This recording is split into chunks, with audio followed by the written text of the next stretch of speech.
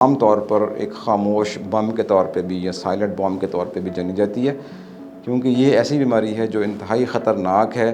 نالی پھولی ہوتی ہے لیکن پیشنٹ بالکل ٹھیک ٹھاک چل پھر رہا ہوتا ہے، اس کو کوئی پرابلم نہیں ہوتی، اسی لیے وہ اس کو نہ اس پیشنٹ کو پتہ لگتا ہے اور نہ وہ ڈاکٹر کے پاس جاتا ہے، کیونکہ پیچھے خون کی نالیاں ہیں یا ٹانگوں میں خون کی نالیاں ہیں، کسی بھی جگہ پہ یہ نالی پھول سکتی ہے۔ ہم نے نوٹس کیا ہے کہ 92% عوام جو یہ ویڈیوز دیکھتی ہے وہ نان سبسکرائبڈ ہے ہمارے چینل کو، تو آپ سے ایک ہمبل ریکویسٹ یہ ہے کہ اس چینل کو پلیز سبسکرائب کریں تاکہ آپ کے لیے ہم بہتر سے بہتر کانٹینٹ بنائیں اور بڑے سے بڑے ڈاکٹرز کو اپنے پلیٹ فارم پہ لا سکیں۔ Thank you. السلام علیکم جی، میرا نام ڈاکٹر عدیل مشتاق ہے، میں ایک ویسکولر سرجن ہوں۔ میں جنرل ہسپتال لاہور جنرل ہسپتال میں بطور اسسٹنٹ پروفیسر سرجری میں کام کر رہا ہوں۔ اگر آپ مجھ سے اپوائنٹمنٹ لینا چاہتے ہیں تو نیچے دیے ہوئے لنک پہ کلک کیجئے۔ آج ہم ذکر کریں گے ایک ایسی بیماری کے بارے میں جو عام طور پر ایک خاموش بم کے طور پہ بھی یا سائلنٹ بم کے طور پہ بھی جانی جاتی ہے، کیونکہ یہ ایسی بیماری ہے جو انتہائی خطرناک ہے اور لیکن اس کی علامات عام طور پر پیشنٹ کے سامنے نہیں آتی۔ اکثر اوقات یہ بیماری ایسے ہی اچانک کسی اور بیماری کے لیے آپ انویسٹیگیشن کروا رہے ہوتے ہیں، کوئی الٹراساؤنڈ کرواتے ہیں یا سی ٹی اسکین کرواتے ہیں، اس میں نظر آتی ہے۔ یہ بیماری بنیادی طور پر جس کو ایبڈومینل اینیورزم یا خون کی نالی کا پھول جانا، یہ وہ بیماری ہے جس میں خون کی نالی ایورٹا جو کہ آپ کے ہارٹ سے ڈائریکٹ نکل رہی ہوتی ہے، اس میں کسی بھی پوائنٹ پہ وہ خون کی نالی اپنے سائز سے ڈبل یا اس سے زیادہ بڑھ جاتی ہے۔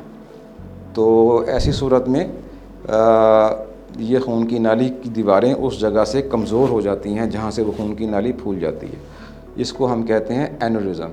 یہ عام طور پر یہ کسی بھی خون کی نالی میں بن سکتا ہے، لیکن عام طور پر یہ جو ایورٹا ہے، جو خون کی نالی دل سے نکل رہی ہے، اس میں عام طور پر بنتے ہیں، جو کہ چھاتی میں بھی اس کا حصہ ہوتا ہے، کچھ پیٹ میں حصہ ہوتا ہے، کسی بھی جگہ پہ عام طور پر جو سب سے زیادہ بنتے ہیں وہ پیٹ کی لیول پہ بنتے ہیں۔ اور اس کے علاوہ گھٹنوں کے پیچھے خون کی نالیاں ہیں یا ٹانگوں میں خون کی نالیاں ہیں، کسی بھی جگہ پہ یہ نالی پھول سکتی ہے۔ اب پوائنٹ یہ آتا ہے کہ یہ نالی پھولتی کیوں ہے اور اس کی علامات کیا ہوتی ہیں۔ تو جیسے میں نے پہلے آپ کو بتایا کہ عام طور پر اس کی علامت کوئی نہیں ہوتی، نالی پھولی ہوتی ہے لیکن پیشنٹ بالکل ٹھیک ٹھاک چل پھر رہا ہوتا ہے، اس کو کوئی پرابلم نہیں ہوتی، اسی لیے وہ اس کو نہ اس پیشنٹ کو پتہ لگتا ہے اور نہ وہ ڈاکٹر کے پاس جاتا ہے۔ پتہ تبھی چلتا ہے جب وہ کسی اور مرض کے لیے اپنا سی ٹی اسکین یا الٹراساؤنڈ کرواتا ہے، تب اس کو پتہ لگتا ہے کہ اس کی خون کی نالی پھولی ہوئی ہے۔ اس کو خطرناک بم یا سائلنٹ بم اس لیے کہا جاتا ہے کیونکہ یہ خون کی نالی کا وہ حصہ ہوتا ہے جو پھٹ سکتا ہے، کیونکہ یہ کمزور ہوتا ہے۔ یہ کمزور ہوتا ہے اسی لیے یہ پھولتا ہے۔ عام طور پر یہ کمزوری کیوں آتی ہے؟ یہ کمزوری زیادہ دیر بلڈ پریشر ہائی رہنے کی وجہ سے، یا اسموکنگ کرنے کی وجہ سے، یا کچھ لوگوں میں کنجنٹل پرابلمز ہوتے ہیں، پیدائشی نقص ہوتے ہیں جس کی وجہ سے یہ خون کی نالی اس جگہ سے کمزور ہو جاتی ہے اور پھول جاتی ہے۔ اب اس کے لیے ضروری یہ ہے کہ جیسے ہی ہمیں پتہ لگے اس کا فوری طور پہ علاج ہونا چاہیے۔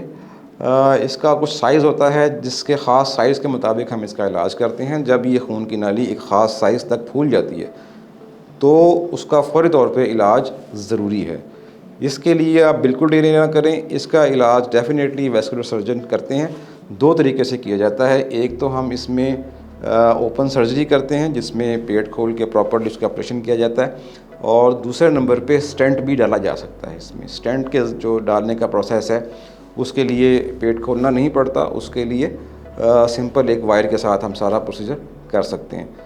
یہ دونوں پروسیجرز ہیں، ان کس پیشنٹ کے لیے کون سا بہتر ہے اور کس پیشنٹ میں ہم نے کیا ٹریٹمنٹ کرنی ہے، یہ ہم پیشنٹ ٹو پیشنٹ ڈیپینڈ کرتا ہے، اس کی سارے معاملات دیکھتے ہیں اینڈ دین ڈیسائیڈ کرتے ہیں کہ ہم نے کس پیشنٹ میں کون سا ٹریٹمنٹ اختیار کرنا ہے۔